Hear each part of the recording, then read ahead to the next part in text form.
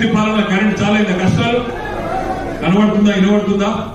రోజుకు 4 గంటలు పవర్ కట్లు. ఇంక ఎండాకాలం మోపు కూడా కాలేదు, ఎండాకాలం రాను కూడా రాలే, కరెంటు కొత్తలు చాలు అయినాయి.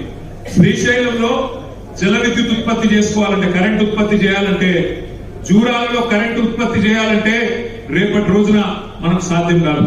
ఎందుకంటే రేవంత్ రెడ్డి కేఆర్ఎంబికి మొత్తం రాసిచ్చిండు. అక్కడ మనం కరెంటు చాలు చేద్దామంటే, కరెంటు విద్యుత్ ఉత్పత్తి చాలు చేద్దామంటే అవకాశం ఉండదు. అక్కడ కేంద్రంలో ఉండే పెద్దల పర్మిషన్ ఇస్తేనే జల విద్యుత్ ఉత్పత్తి చేసే అవకాశం ఉంటుంది. మేస్త్రి పాలన కరెంట్ చాలా కష్టాలు కనబడుతుందా వినబడుతుందా? రోజుకు 4 గంటలు పవర్ కట్లు.